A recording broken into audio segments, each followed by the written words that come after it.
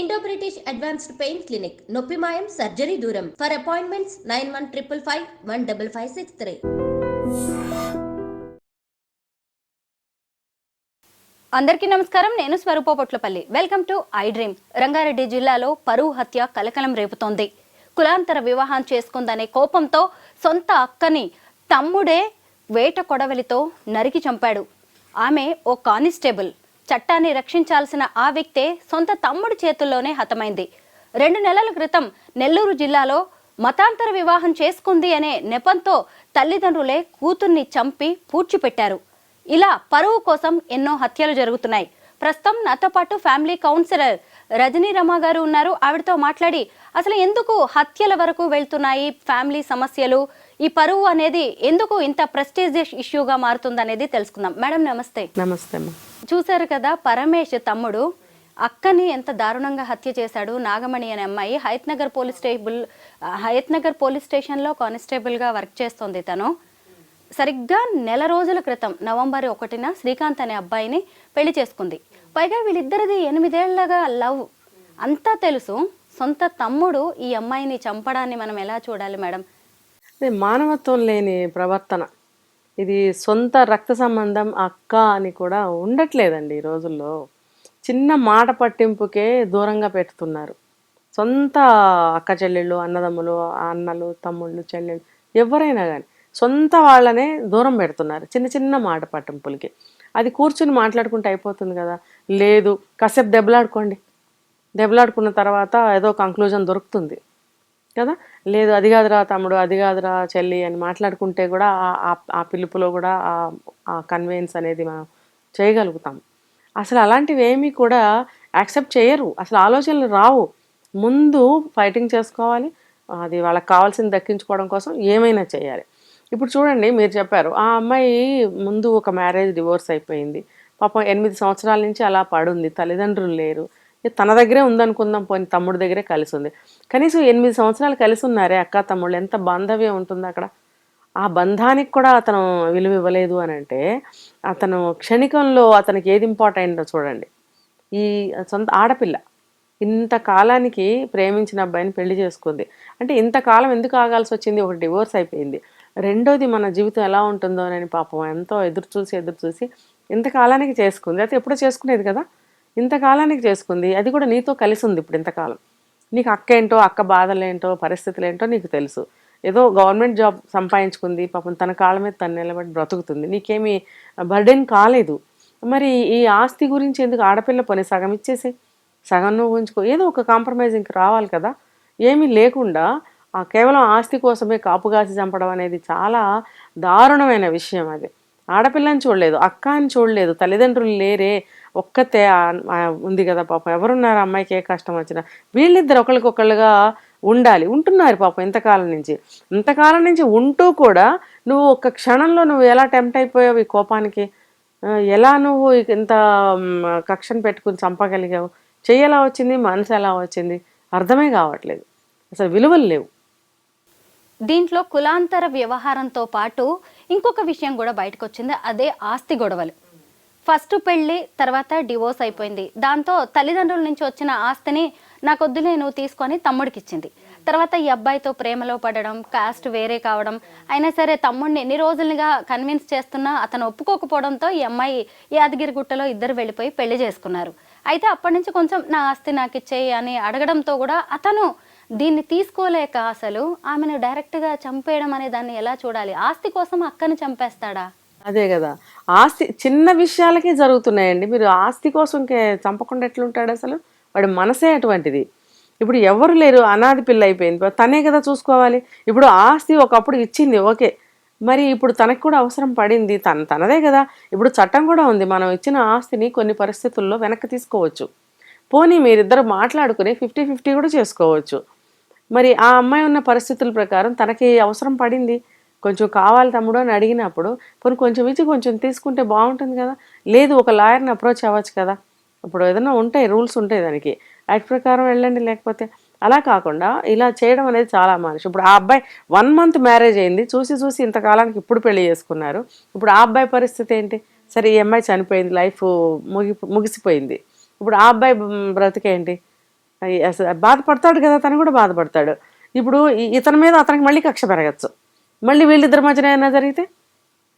ఆస్తి ఆస్తి అంటే ఆస్తే ముఖ్యమైంది ఇతనికి. అంటే ఇతనికి కూడా భార్య బిడ్డలు ఉన్నారేమో మనకు తెలియదు. ఫ్యామిలీలో కూడా కొంచెం వెనక నుంచి గొడవలు ఉంటాయి, భార్యాభర్తల మధ్యన గొడవలు, మీ అక్కకి ఎందుకు ఇవ్వాలి ఆస్తి, అది ఇది అని ఏదో జరిగే ఉంటుంది ఒకవేళ పెళ్ళి అయితే కనుక. కానీ తల్లిదండ్రులు ఉంటే, నేను ఉన్నారు అని అనుకున్నాను, లేరని చెప్తున్నారు మీరు, ఉంటే కాస్తన్నా న్యాయం జరిగి ఉండేది.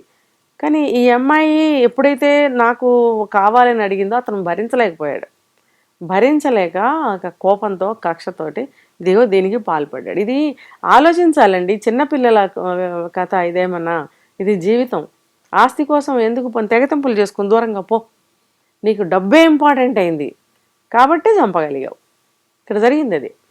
నాగమణి పెళ్లి చేసుకున్న శ్రీకాంత్ చెప్తున్నాడు, మేడం 8 ఏళ్లుగా ప్రేమించుకున్నాము, ఎంత వాళ్ళ తమ్ముడిని ఒప్పించడానికి ప్రయత్నించినా కానీ వాళ్ళు అసలు ఒప్పుకోలేదు. 2020లో ఈ అమ్మాయికి కానిస్టేబుల్ జాబ్ వచ్చింది. ఆమెకి జాబ్ వచ్చి తను ఆర్థికంగా నిలబడడానికి కూడా నేను ఎంతో సాయం చేశాను. మా పెళ్ళి అయినప్పటి నుంచి కూడా ప్రాణహాని ఉంది అని చెప్పి పోలీసులకు కూడా కంప్లైంట్ చేశాం, కానీ ఇంత పని చేస్తాడని అనుకోలేదని అబ్బాయి చెప్తుంటే ఎంత బాధగా అనిపించిందో. నిజంగా అసలు అబ్బాయి అక్కని అన్ని తానే నిలిచాడు, ఆస్తి దగ్గరకు వచ్చేసరికి అసలు ఈ ప్రేమ ఏమీ గుర్తురాలే. ఇలా చాలా మంది ఉన్నారు, వీళ్ళని ఎలా చూడాలంటారు?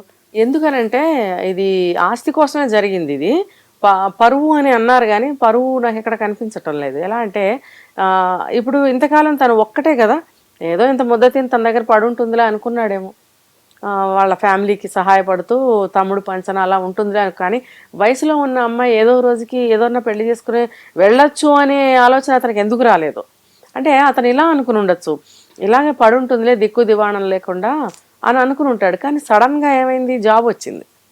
జాబ్ రావటం వల్ల ఆమెకు ఒక సపోర్ట్ దొరికింది మనీ పరంగా. ఆమె జీతం కూడా వీళ్ళకి రాకుండా పోతుందని.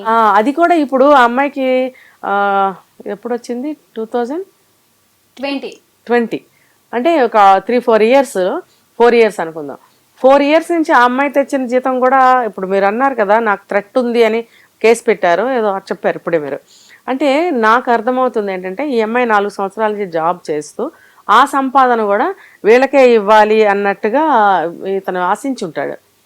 అదేదో అక్కడ కూడా అవేవో గొడవలు జరిగినాయి వాళ్ళకి. అందుకనే ఆ అమ్మాయి బిఫోర్ మ్యారేజే పోలీస్ స్టేషన్లో అలా కంప్లైంట్ చెప్పడం జరిగిందని నాకు అనిపిస్తుంది. ఇప్పుడు అందుకనే ఇతను పెళ్లికి ఒప్పుకుని ఉండడు. ఒక కారణం ఏంటంటే ఆమె శాలరీ కూడా వీళ్ళకి ఇవ్వాలి. రెండోది ఏంటంటే బయటకు వెళ్ళింది అని అంటే ఈ ఆస్తి విషయం అనేది మళ్ళీ రావచ్చు.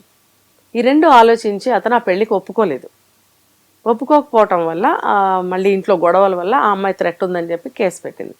అయినా కూడా వీళ్ళు లెక్క చేయకుండా పెళ్లి చేసుకున్నారు. చేసుకున్న తర్వాత అతను ఊహించినట్టుగానే ఈవిడ నా ఆస్తి నాకు తిరిగి ఇవ్వమని అడిగింది. అంటే ఈవిడ పోలీస్ డిపార్ట్మెంట్లో 4 సంవత్సరాల నుంచి జాబ్ చేస్తుంది. కొంచెం లా అండ్ ఆర్డర్ అన్నీ తెలిసి ఉండాలి తనకి కూడా. ఒకసారి అంతా ఆస్తి నువ్వు తీసేసుకో తమ్ముడు అని ఏ పరిస్థితుల్లో అని ఉంటుందంటే, నా జీవితం ఇలా అయిపోయింది, పిల్లా పాప గలవాడు, ఒకవేళ పెళ్ళి అయితే తమ్ముడన్నా సుఖపడతాడులే ఇచ్చేద్దాంలే, లేకపోతే అతనికి జాబ్ లేదు పొల్లే అతనికి ఇచ్చేద్దాం అని అనుకుని ఉండవచ్చు ఆ రోజుల్లో. కానీ ఇప్పుడు తనున్న పరిస్థితుల్లో తనకు కూడా అవసరం పడుతుంది. మ్యారేజ్ అయింది, తనకి పిల్లా పాప పుట్టచ్చు, కానిస్టేబుల్ ఉద్యోగం అంటే పెద్ద జీతాలు ఏమి కాదు, తనకి కూడా ఒక ఆసరాగా ఉంటుంది కదా ఆస్తి అనేది. అందుకని చెప్పి నాకు మళ్ళీ ఇవ్వు తమ్ముడు అని అడిగి ఉండొచ్చు. కానీ వీళ్ళు ఆ అమ్మాయి అయినా సరే ఒక లాయర్ని అప్రోచ్ అయ్యి ఒక సలహా తీసుకున్నట్టయితే బాగుండేది. లేదు, ఇద్దరు కూర్చుని తమ్ముడు నాకు కూడా అవసరమే కదా, మ్యారేజ్ అయింది, నేనేమో పెద్ద వయసేం కాదు కదా, నాకెంతో జీవితం ఉంది, నాకు కూడా అవసరం పడుతుంది కదా, చెరిసగం తీసుకుందాము అని ఉండాల్సిందే. వాళ్ళ మధ్యన మరి సయోధ్య కుదరలేదేమో, ఇలా జరిగిపోయింది. ఎంత స్వార్థం మేడం. ఆ అమ్మాయి ఆస్తి కావాలి, ఆ అమ్మాయి జీతం కావాలి, ఆ అమ్మాయికి నచ్చిన సర్వీసెస్ కూడా కావాలి. ఆమె సర్వీసెస్ ఇంట్లో అన్ని పనులకి వాడుకోవచ్చు, పైగా ఆమె కంటే వెనక పుట్టినవాడు ఈ తమ్ముడు. ఎంత స్వార్థంగా ఆలోచిస్తున్నారు జనం. అసలు వెనక పుట్టినా కానండి, పాత రోజుల్లో అన్నలు పెత్తనం చేసేవారు, ఇప్పుడు తమ్ముళ్ళు కూడా చేస్తున్నారు. ఎందుకనంటే ఇది పుట్టింటి నుంచి ఆలోచిస్తే నేనే దిక్కు అన్నట్టుగా ఒక ఇంప్రెషన్లో ఉంటారు. కానీ ఈ రోజుల్లో ఎవరు అన్నదమ్ములే దిక్కు, మా అమ్మా నాన్న తర్వాత ఈ అన్నయ్య దిక్కు, ఈ తమ్ముడే దిక్కు అని ఏ ఆడపిల్ల అనుకోవట్లేదు. ఆ పరిస్థితి కూడా లేదు. ఎవరు వెళ్ళి అన్నదమ్ముల మీద ఆధారపడుతున్నారండి? అమ్మా నాన్న ఉంటే వెళ్తారేమో, ఆధారపడతారేమో. అన్నదమ్ముల మీద ఎవరు వాళ్ళ ఇళ్ల మీద పడి వాళ్ళ ఇళ్లలో కూర్చుని మన బరువు బాధ్యతలన్నీ వాళ్ళ మీద పెట్టిన వాళ్ళు ఎక్కడున్నారు ఇప్పుడు? 1-2 కేసులు ఎక్కడన్నా ఉన్నాయో మనం చూడలేదు, వినలేదు. అవి కూడా ఎక్కడన్నా ఉంటాయేమో, కానీ ఆల్మోస్ట్ వాళ్ళు ఎవరు కూడా అలా ఉన్న ఆడపిల్లల ఆత్మాభిమానాన్ని చంపుకుని ఏ ఆడపిల్ల ఉండదు. ఇతను మరి పెళ్ళైన అతనైతే వీళ్ళ పిల్ల పాపలకి సేవలు చేస్తూ తన శాలరీ వీళ్ళకి ఇస్తూ అలా పడుంటుందిలే అనుకున్నాడు. అందుకని 8 సంవత్సరాలు వాళ్ళకి ఇబ్బంది రాలేదు. ఇప్పుడు ఎప్పుడైతే పెళ్లి చేసుకుందో అందుకే పెళ్లికి అడ్డం పెట్టాడు. ఇప్పుడు ఈ ఆస్తి అడిగింది కాబట్టి 2 కలుపుకొని ఫినిష్ చేశాడు. అక్క కులం కాని వ్యక్తిని పెళ్లి చేసుకుంటే పరువు పోయిందంట. మరి ఇప్పుడు అక్క ప్రాణాలు తీస్తే ఈ పరువు ఏది? అదే అంటున్నా.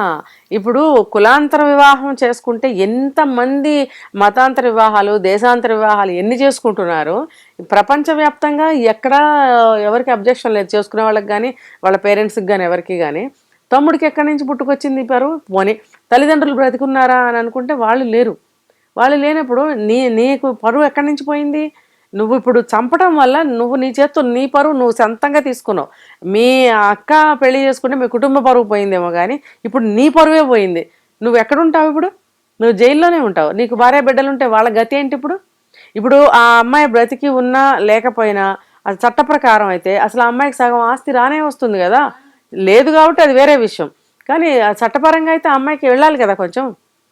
మరి దాన్ని ఉల్లంఘించి నువ్వు ఎలా చంపావు? అది హక్కు కదా. అది హక్కుని నువ్వు ఎలా తీసేస్తావు? ఆ హక్కుని అడిగినందుకు నువ్వు చంపేస్తావా? నువ్వు స్వయంగా నీ చేత్తో నీ పరువు నువ్వే తీసుకున్నావు, ఆ హక్కునేమో ఉల్లంఘిస్తున్నావు. 2 తప్పులు నీ దగ్గరే ఉన్నాయి. ఇప్పుడు నీకు లైఫ్ టైం పడుతుంది కదా జైలు శిక్ష. హత్యకు గురైన నాగమణి కానిస్టేబుల్ మేడం, చట్టాన్ని రక్షించే ఓ పోలీసు. ఆ అమ్మాయి యూనిఫామ్ ధరించి ఎంతో మందికి ధైర్యంగా అండగా నిలబడుతుంది. అలాంటిది ఇప్పుడు ఆ అమ్మాయి ప్రాణాలకే రక్షణ లేకపోయింది. అంటే ఆడదైతే చాలు, కాకి అయినా సరే ఇంకేదైనా సరే ఆ అమ్మాయిని కడతీర్చడానికి కూడా వెనకాడట్లేదు. అంటే ఆడవాళ్ల పట్ల ఉన్న ఇది అలుసు కావచ్చేమో, చిన్న అసూయ కూడానండి. అసూయ కూడా సిబ్లింగ్స్ మధ్యన 100% అసూయ ఉంటుంది. ఇది ప్రూవెన్. ప్రతి ఇంట్లో కూడా కలిసినట్టే ఉంటారు, లోపల మనసులో దూరెవరు చూడరు. కానీ అప్పుడప్పుడు వాళ్ళు మాట్లాడే మాటలు, చేసే పనులు, ట్రీట్మెంట్, వాళ్ళు వీళ్ళకి ఇచ్చే ట్రీట్మెంట్ బట్టి మనం తెలుసుకోవచ్చు అసూయ ఉందా ప్రేమ ఉందా అనేది. ఖచ్చితంగా ఉంటుంది. ఆ అసూయ వల్ల కూడా చేస్తారు. ఎందుకు? ఇన్నాళ్ళు నా దగ్గర పడి ఉంటుందిలే అనుకున్నాడు. ఇప్పుడు కొత్తగా ఉద్యోగం వచ్చింది, లవ్ మ్యారేజ్ చేసుకుంది, ఆస్తి అడుగుతుంది. వాడికి జీర్ణం అవ్వటం లేదు. డైజెస్ట్ అవ్వక ఆ అమ్మాయిని తీసేయాలనుకున్నాడు, తీసేశాడు. అసలు చట్టాన్ని న్యాయాన్ని ఎంత తక్కువ చూసినట్టు. ఏంటి మేడం, ఆ అమ్మాయి సొంత ఊరికి వెళ్ళింది, ఆదివారం వీక్ ఆఫ్ కావడంతో రాయపోల్ అనే విలేజ్కి వెళ్ళి స్కూటీపై వస్తుంది మార్నింగ్ డ్యూటీ కోసం అని చెప్పి వస్తుంటే కారుతో అడ్డం పెట్టి స్కూటీని కింద పడేసి కొడవలతో నరికి చంపాడు. అసలు ఆ హత్య జరిగిన విధానం చూడండి. అంటే ఆ అమ్మాయే ఒక పోలీసు, తర్వాత పోలీసులు ఉంటారు, చట్టం ఉంటుంది, న్యాయస్థానాలు ఉంటాయి, శిక్షలు పడతాయి. ఈ భయం ఎక్కడా లేదంటారా జనానికి? ముందు వాడికి లేదు. అది ఏంటంటే వాళ్ళకి కక్ష ముందు ఏమీ కనిపించట్లేదు.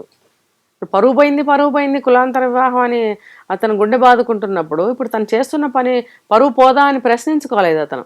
భార్య బిడ్డలుంటే ఒకవేళ వాళ్ళైనా గుర్తొచ్చి ఉండాలి. పెళ్లి కాకపోతే అది వేరే విషయం. ఇప్పుడు పెళ్ళి అయినా అవ్వకపోయినా అతని జీవితం అయితే ఇంకా జీవితం లేదు అతనికి. ఎంతకీ తన పంతం నెగ్గించుకోవాలనుకున్నాడే గాని భవిష్యత్ ఏంటి అని. కోపం, అసూయ, కక్ష మనిషిని నిలబడినవ్వదు, కుదిపేస్తుంది అనమాట. అది తీరిపోవాలి. నేను ఏమైనా అయిపోయిన వాడు అంత చూస్తా అంటారు కదా, అది ఆ తృప్తి కావాలి, ఆ పైశాచిక ఆనందం కావాలన్నమాట. ఏమైపోయినా పర్వాలేదు, నాకు అది కావాలి అంతే. మేడం ఇంకొకటి, నెల్లూరు జిల్లాలో 2 నెలల క్రితం కన్న తల్లిదండ్రులే కూతురి పాలిట కాల యముళ్ళలా మారాడు మేడం. ఇద్దరు అసలు ఆ పిల్లని చంపేసి పూడ్చిపెట్టారు, ఎవ్వరికీ తెలియకుండా చేశారు. ఇంకా నయ్యం చుట్టుపక్కల వాళ్ళు ఎవరో పోలీసులకి ఇన్ఫర్మేషన్ ఇవ్వడంతో మిస్సింగ్ కేసు కాస్త అది మర్డర్ కేసు అని తేలిందనమాట. ఆ అమ్మాయి శ్రావణి అనే అమ్మాయి భర్తతో విడాకులయ్యి ఇలాగే 6 ఏళ్లుగా ఇంట్లో ఉంటుంది.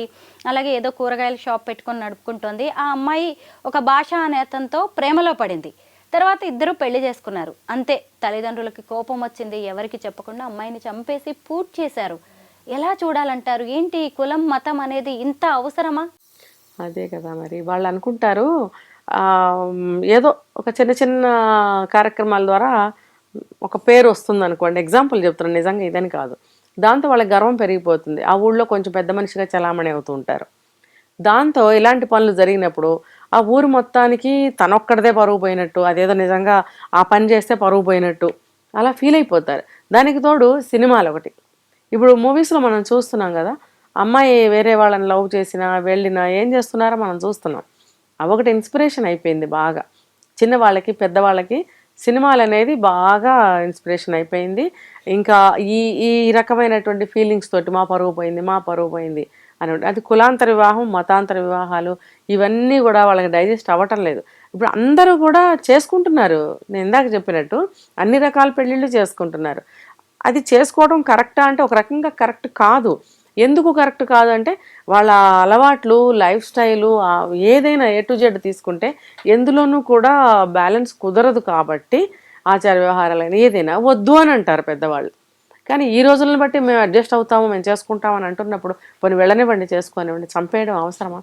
కానీ చంపితే కానీ వాళ్ళ పరువు నిలబడదు, వాళ్ళ పగ చల్లారదు. మనము ఈ పరువు హత్యల గురించి మాట్లాడుకునేటప్పుడు ఖచ్చితంగా అమృత ప్రణయ్ గురించి మాట్లాడుకోవాలి. ప్రేమ, కులాంతర వివాహం అనే దాంతోటి అసలు ప్రణయ్ అనే అబ్బాయిని మారుతీరావు అమృత తండ్రి ఎలా చంపించాడో మనకు తెలిసిందే. కూతురు 5వ నెల ప్రెగ్నెంట్. వాళ్ళిద్దరూ హాస్పిటల్కి వెళ్ళొస్తుండగా కిరాయి హంతకులు దారుణంగా ప్రణయ్ని చంపారు. ఆ తర్వాత అమ్మాయికి డెలివరీ అయింది, కోర్టులు, కేసులు. ఇప్పుడు పరువు పోతుందని మళ్ళీ మారుతీరావు ఆత్మహత్య చేసుకున్నారు. ఇప్పుడు అమృత కొడుకుతో ఒంటరిగా జీవిస్తోంది. ఇంకొకటి ఏంటంటే ఆ కొడుకు పరిస్థితి కూడా మెంటల్ కండిషన్ సరిగ్గా లేదు మేడం. అవునా? అవును, అసలు అబ్బాయి ఆరోగ్య పరిస్థితి అంతగా సరిగ్గా లేదు మిగతా పిల్లల. ఎందుకంటే ఆ అమ్మాయి ప్రెగ్నెంట్గా ఉన్నప్పుడు మొత్తం ఎంతో ఆవేదనతో బతికింది, అలా బతికిచ్చింది. కాబట్టి అసలు మనం ఈ అమృత అలాగే మారుతీరావు ప్రణయ్ వీళ్ళ ఎపిసోడ్ని ఎలా చూడొచ్చు అంటారు? అది అప్పట్లో 2 రాష్ట్రాలని బాగా కుదిపేసింది ఆ సంఘటన. ఇప్పుడు ఆ అబ్బాయిని చంపడం అనేది ఒక తప్పు, ఈ ఒక అమ్మాయిని చంపినా తప్పే, అబ్బాయిని చంపినా తప్పే, జంటలో ఒకళ్ళని విడదీసినట్టే కదా. రెండోది తను ఎక్కడ ఉంటాడు, జైల్లోనే ఉంటాడు. మూడోది పోయింది పరువు కానీ, డబ్బు కానీ, మనిషి కానీ తిరిగి రాదు. ఇవన్నీ తెలుసుకోకుండా అతను పెద్ద మనిషి అయ్యుండి కూడా అతను ఆ అబ్బాయిని చంపించాడు. ఆ అమ్మాయి ప్రాణప్రదంగా, ప్రాణం కన్నా ఎక్కువగా ప్రేమించిన అబ్బాయిని నువ్వు చంపినంత మాత్రాన ఈ అమ్మాయి వెంటనే నువ్వు చూపించిన అబ్బాయిని పెళ్లి చేసేసుకుంటుందా? పైగా ఆ అమ్మాయి ప్రెగ్నెంట్, అది కూడా 5-6 నెలలు ప్రెగ్నెంట్ అమ్మాయి. ఆ అమ్మాయిని తీసుకెళ్ళి ఏం చేద్దామని నువ్వు అలా చేసావు? చాలా అంటే చాలా సెన్సేషనల్ న్యూస్ అయింది అప్పట్లో. ఎవ్రీడే అప్డేట్స్ తెలుసుకుంటూ ఉండేవాళ్ళం.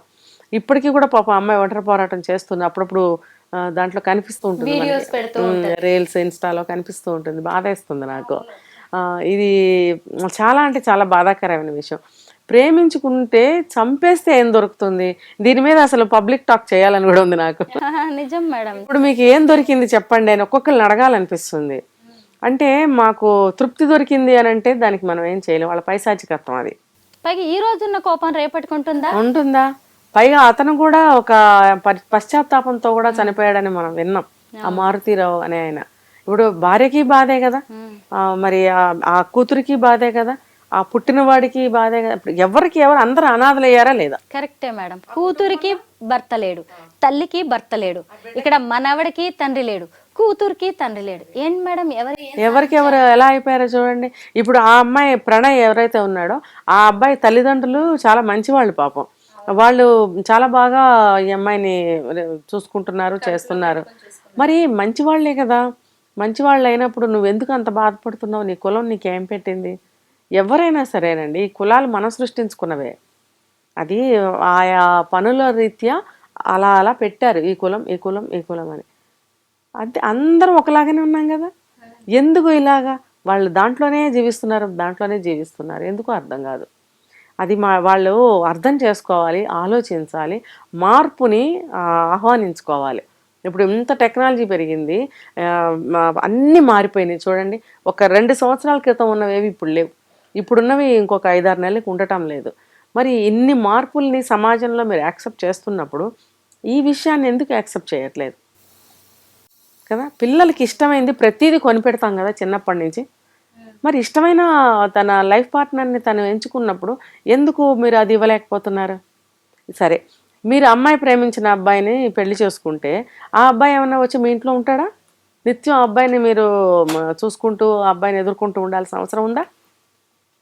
వాళ్ళు ఎక్కడ ఉంటారు, అప్పుడప్పుడు వస్తుంటారు వెళ్తుంటారు. మీరు నిత్యం వాళ్ళని చూస్తూ వాళ్ళతో గొడవ పడే సిచ్యువేషన్ అయితే లేదు కదా. మరి ఇంకెక్కడ సమస్య వస్తుంది మీకు? ఓకే, మీ అమ్మాయిని బాగా చూసుకోవట్లేదా? చూసుకుంటున్నారు కదా, మరి ఇంకెక్కడ మీకు ప్రాబ్లం ఉంది? కులమా? అదేదో కంటికి చూపించండి. రక్తం పంచుకు పుట్టిన బిడ్డల కంటే కూడా అక్కరకు రాని సమాజానికి ఎక్కువ ప్రయారిటీ ఇవ్వడం వల్ల ఇవన్నీ జరుగుతున్నాయి అనిపిస్తోంది. మీరేమంటారు? అది కూడా కరెక్టే. ఇప్పుడు ఇదే చెప్పాను, ఏదన్నా ఒక చిన్న పని చేసి హైలైట్ అయ్యారే అనుకోండి, అక్కడ పెద్ద మనిషిగా చలామణి అయిపోతుంటారు. అవునా?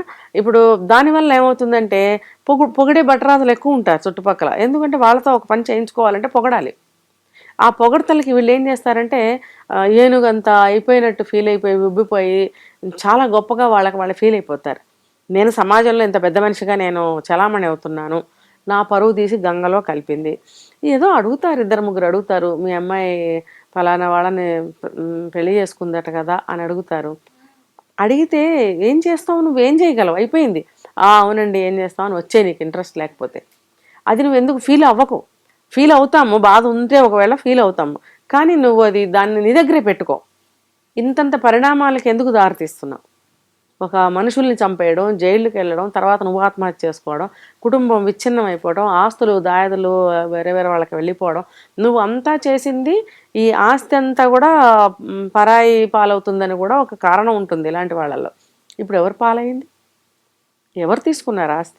కూతురు నాకు రూపాయి వద్దని కాలుతో తన్నేసి వెళ్ళిపోయింది. అతని తమ్ముడు కొడుకులు, వాళ్ళు వీళ్ళు ఉన్నాయి లేనివి అన్నీ వాళ్ళే కైవసం చేసుకున్నారు. ఇప్పుడు ఆ అమ్మాయి మరి ఒంటరిగానే ఉంటుంది కదా. మరి ఎంత ఆస్తులు వచ్చాయి, ఎలా బ్రతుకుతుంది అనేది మనకి డీటెయిల్డ్గా మనకు తెలియదు, పట్టించుకోలేదు కాబట్టి. మరి దీనికి అంతటికి కారణం ఎవరు? నీ యొక్క అహంకారమే కదా. నీ మనస్తత్వము, నీ ఆలోచన, నీ అహంకారం, నువ్వు ఫీల్ అవుతున్న నీ గొప్ప, వీటి వల్ల నువ్వు ఎన్ని కోల్పోయావు, ఎంతమందికి ఎన్ని నువ్వు కోల్పోయేలాగా చేసావు. ఆ పశ్చాత్తాపంతోనే అతను చనిపోయాడు, ఆత్మహత్య చేసుకుని. చివరికి మళ్ళీ అంతే, మనిషి అన్న తర్వాత పశ్చాత్తాపం వస్తుంది, రావాల్సిందే. తప్పు చేసిన వాడు ఎప్పుడైనా పశ్చాత్తాపడాల్సిందే, ఆ రోజు దేవుడు తీసుకొస్తాడు. కానీ కనిపించని పరువు కంటే కనిపించే ప్రాణానికే విలువ ఇవ్వాల్సిన అవసరం ఉంది. కులాంతర, మతాంతర ఈ ప్రేమ వివాహాలని పెద్దగా మీరు ఎవరు కూడా దాన్ని సీరియస్గా తీసుకోవాల్సిన అవసరం లేదు. ఎవరి పిల్లలైనా సరే ప్రేమ వివాహం చేసుకున్నారంటే గుచ్చి తల్లిదండ్రులను అడగాల్సిన అవసరం లేదు. దాన్నే పరువుగా భావిస్తున్నారు, తమ పిల్లల ప్రాణాలు తీసే వరకు కూడా వెళ్తున్నారు.